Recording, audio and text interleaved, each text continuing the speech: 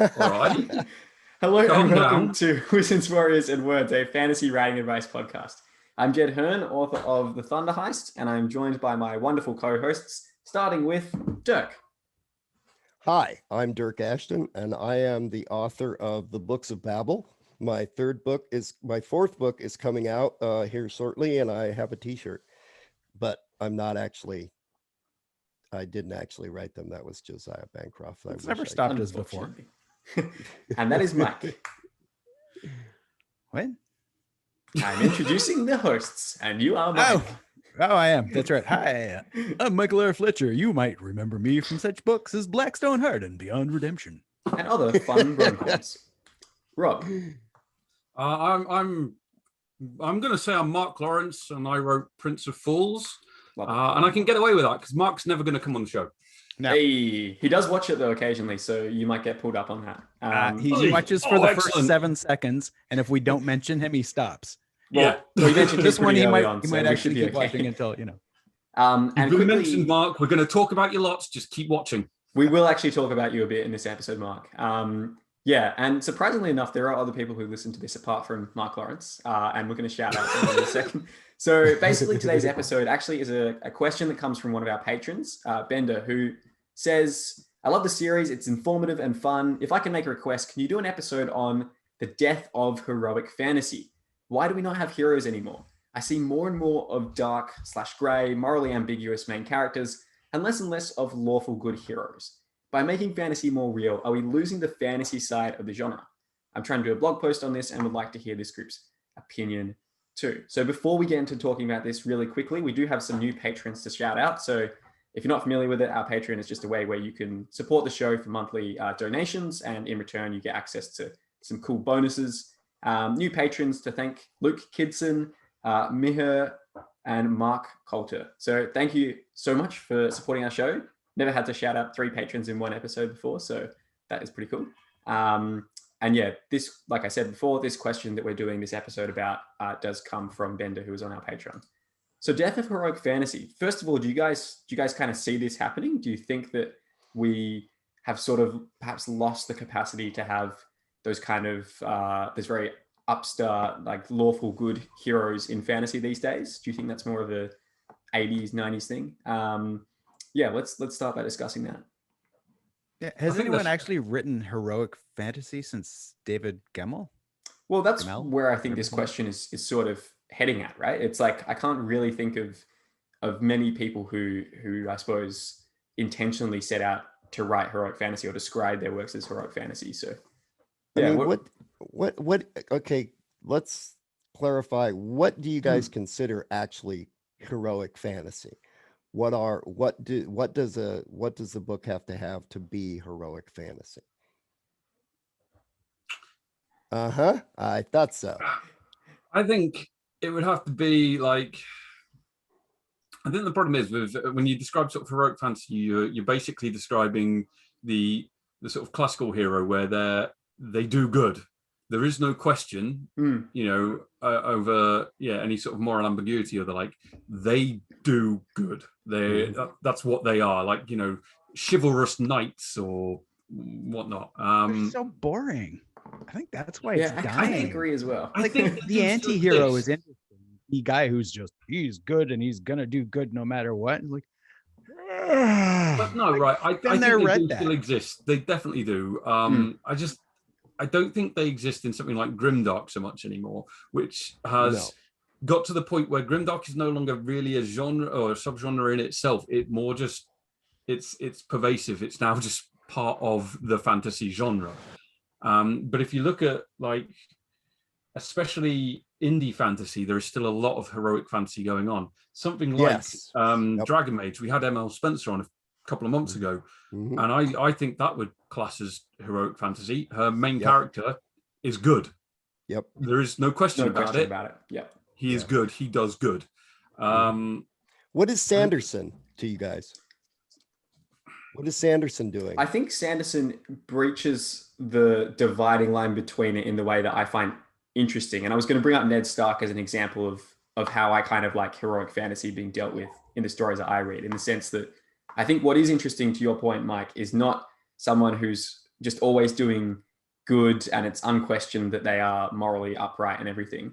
But I think that can actually be quite interesting when it is juxtaposed with a world where society is not rewarding people who are like that. So, for instance, like in Game of Thrones, Ned Stark is your classical, heroically good, pretty morally unambiguous character in a lot of senses, who, always has these principles that he's following. He's trying to do the right thing.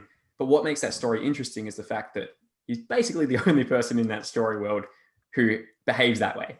So there's conflict, and there is that kind of moral ambiguity coming in that way. And the question in a large regard of the first Game of Thrones book is like, how do you manage to create like change or gain power in a world while still keeping your moral values? And he is unable to achieve that because he does keep those moral values. So for me, I think Sanderson kind of bridges the same thing in a bit with with Dalinar from the Stormlight Archive, who, very similar to Ned Stark, is this kind of character who's very principled and trying to keep hold of these values. But a lot of the other characters in the world around him are not behaving in the same way. And there's moral complexity with that. I definitely think out of all the authors like working today, Sanderson is probably the one who I would say is closest to that heroic fantasy line. Although, yeah, I don't know. Even then, there's grimdark influence in it. Just the sheerly unrealistic nature of heroic fantasy, of there being, really well-defined good guys and bad guys, kind of relegates it to YA and stuff written for like kids and teens and stuff, right? Because I mean, if you are growing up at all, and it does suck, I mean, you kind of see that everyone's. I'm not. Even the shitty people, kind of have something that they're working toward, a goal, and very few. People are like, yes, I am complete shit. I am totally evil, and I have nothing but evil intentions. Most people are working towards, except for you, have a goal and are, doing their best no matter how badly. And to me, that's where, that's the interest and the interesting part of the anti-hero of what gets called grimdark, where you go, oh, it's morally gray. It's like, in a way, like black and white is just unrealistic. Exactly. Everybody is morally gray to some degree. If you've got this shining hero and this horrendously evil character, and that's your story, it's like, yeah, okay, so like, what are you gonna do with that? Like, we've been there. He's evil for evil's sake. So it's true. I think part of maybe what Bender is seeing is he's getting older and he's reading books for adults, and so they're going to be more complex. Well, and also Rob hit on a good point in that you're not seeing it in traditionally published books almost at all. But these books are hugely popular in the indie crowd and on Amazon and in the KU crowd. And I mean hugely popular. People are selling as many, if not many more books, writing this kind of fantasy in the indie scene and selling a shitload of books.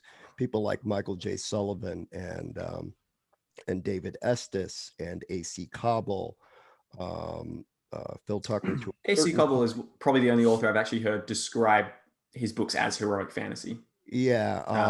For my knowledge, at least. There may be others who describe and there are a bunch of others too, and these guys sell outrageous amounts of books. So there still is an enormous fan base for this kind of stuff. People eat this stuff up. They love it. It's just that it's not. I'll bet a lot, even our listeners who are kind of in tune to this, a lot of people don't know who those people are. You never hear about them. But they are like in the top, 5% or less of sellers. I think there's on Amazon in fantasy. It's huge. Yeah, I think there's a distinction you have to make between the books that tend to sort of like get critical acclaim and will be, talked about in blogger circles and the like, and the books which are devoured by the silent majority of readers who who aren't part of the online communities, who don't go around shouting about these books everywhere, but who consume at a substantial rate. And I think that heroic fantasy is still very popular among that silent majority, but it's not so popular among the sort of like the blogger circles and the critical reviewers. The in and hip people like us. Yeah, but I think that that's part, it ties in with the idea that, you don't see it much in traditional fantasy anymore. I think traditional fantasy is much more aimed towards sort of the critical renown, not in all senses, but I think, you look at the books that are being put out traditionally, and a lot of them they're pushing boundaries in many ways. They're trying different things, and they're discovering new things about the genre, which is not something that heroic fantasy tends to do. Heroic fantasy tends to stick to what it knows sells. It's not trying to push, boundaries at all. It's just trying to in some ways tell the story that's already been told, but tell it well, in a way that people want to read. Still, there are still people who definitely want to read heroic fantasy, want to read about heroes and villains and all that. What? One thing that's interesting is that you think that indie publishing is where a lot of ground is being broken, and people are meeting various sundry small niches that the trad publishers can't or won't do. And you'd think that the trad publishers would be more about, we need to sell a shitload of books because this is a business, right? But it's almost kind of switched, so that a lot of indie authors are reaching a shitload of readers by giving them what they want. They're not interested in keeping up with the newest political trends or trying to be edgy in a lot of ways, by showing either how cool they are or how they're they're a lot. The most successful of the indie authors are the ones who are writing to a crowd, right? Not necessarily writing exactly to market, but some of them do that, and they're very, very good at that. And trad is kind of on a different arc at this point. I mean, well, if trad was really trying to dominate the market simply by selling books, they'd be doing things like jumping on the lit RPG bandwagon, which is obviously incredibly popular at the moment. Yeah, you don't see any of that in trad publishing. No, it's an indie phenomenon. And I think part of that, I mean, this is wildly veering off topic here, but I think part of that is because... Well, it's not really, because he's asking why have we not seen that much of it? So I think we are seeing that.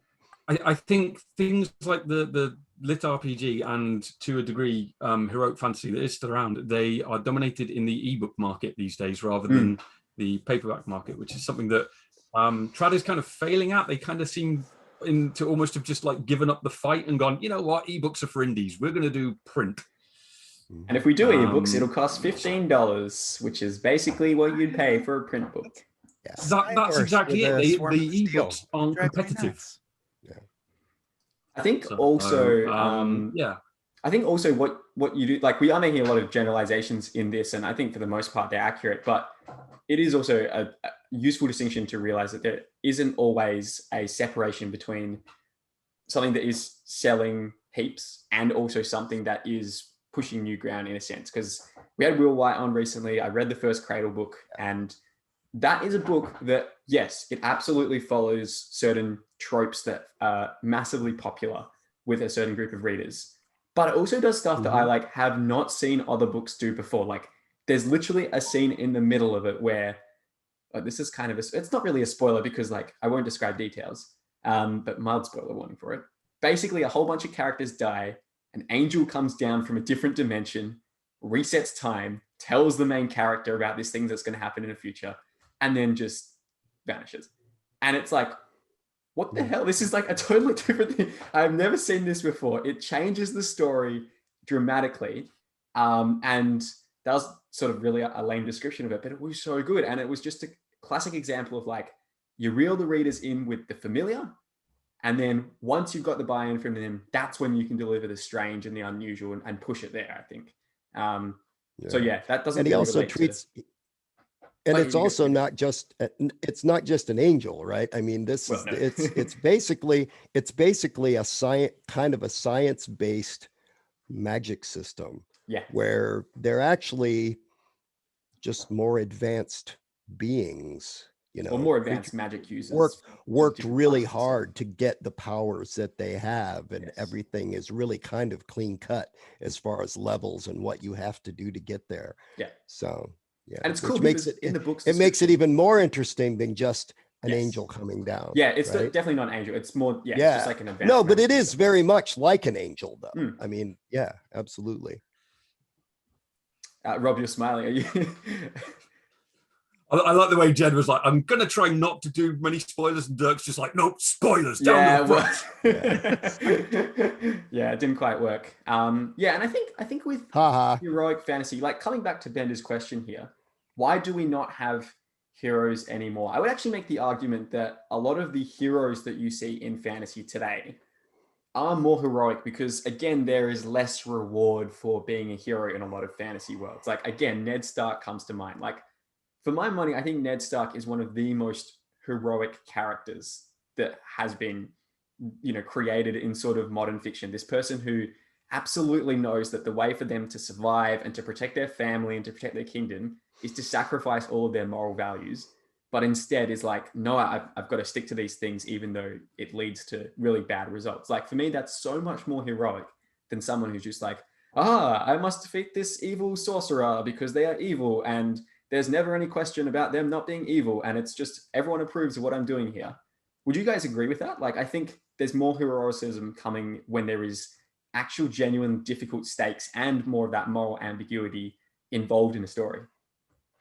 Yeah, and it's the culture too, it's harder to believe in heroes in that kind of, chaotic good, or more completely morally clean. Cause what lately we've been all about, we find out that this person everybody looked up to, likes to fondle goats, or, everyone it's- who's sort of like, yeah, it's hogging for the spotlight is a bit of a sociopath. yeah. Everyone in it's just- politics, Yeah. everyone running any Podcasts. organized religion, like Yeah. podcasters. Oh, those Yeah. podcasters are the worst. Yeah. But yeah, it's true. It's particularly, what one person puts up as, a shining example, half the rest of the population is like, that person's Yeah, just screw as you. just as despicable as anybody else, it's just, and your thing about, I think in true heroic fantasy, you have somebody who's good, who's trying to do good in a world that rewards that. Yes, right? I agreed. Yeah. So Definitely. that in a world where the people will applaud, Mhm. and where the people want them to do right, but there is also evil monsters and stuff like that, and bad people that want to conquer and rule, and they're fighting against that, but the rest of the world really doesn't want that, So and then you've got heroic characters who are in a world that doesn't reward that and get their heads Yes. chopped off, Exactly. right? And then there are morally gray characters, more realistic, and then in a world that just doesn't give a shit either way. Yeah, to quote Logan Ninefingers, you got to be Some do realistic and about some these don't. things. Yeah, exactly.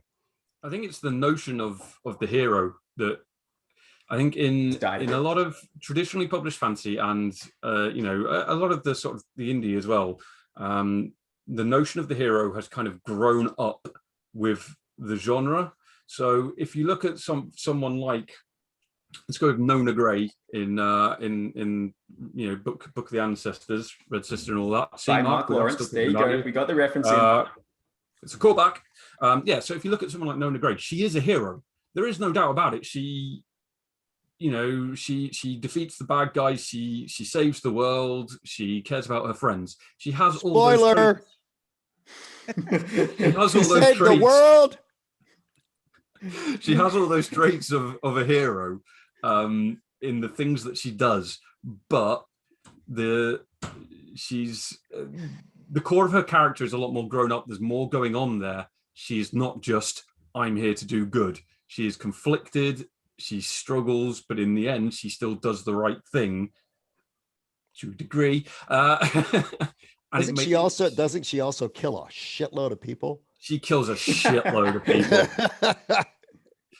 So she is still a hero, and I think that's just it. Like, the notion of the hero has kind of grown up with the genre, so that in the sort of the circles that you might see most often, the traditionally published and the ones that are getting all the critical reviews on blogospheres and all that lot, I think you are still getting the heroes, but it's a more nuanced, more adult version of a hero, as opposed to the childish notion of just like, I am good.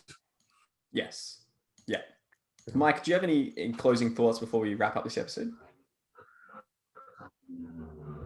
No. What was that weird sound? Did you guys hear that sound in the background? Mike is heroic good. I think Mike farted, but he is heroic good.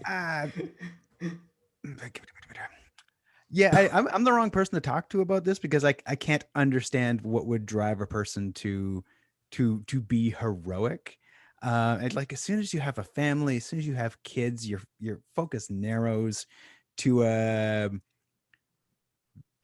doing good to this very, very small circle. And like, I can't imagine like, oh, I'm gonna go wander off, leave my family behind, and save the world. It's like, no, I'm fucking busy.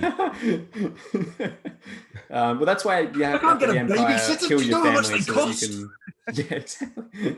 That's why you just have the Empire kill your family, so then Obi-Wan can take you under your wing and go off and do your stuff. Yeah, fair enough. Rob, any closing thoughts? I mean, to be honest, it's probably true. That's probably why when you see like the heroic fantasies, they're all sort of like, orphans and kids and all that lot, and they have to grow up. So they don't have a family. They don't have kids or parents or anything to look after. They're on their own, man. Yeah, so why not be a hero? Dirk, closing thoughts? No, I've talked enough. Cool. Quote of the podcast. No, we won't talk a lot. I think to wrap this up, it's an interesting question. I think I probably do fall similar to Mike's perspective on this, in the sense that, like, as soon as you get into subjectivity and stuff, it is a bit hard to see some people as objectively heroic, because I think everyone thinks or likes to think that they themselves are doing the right thing, even the most despicable villains of history. So the idea of there being like, objectively heroic characters doesn't really work for me hugely. Having said that, I do think the interesting part to play in is having characters who try to do heroic actions in a difficult world, or maybe their selfish actions lead to heroic actions as well, which is another kind of fun dynamic that you see in some stories as well. So Bender, I hope that we answered that question. We were sort of all over the place on that one.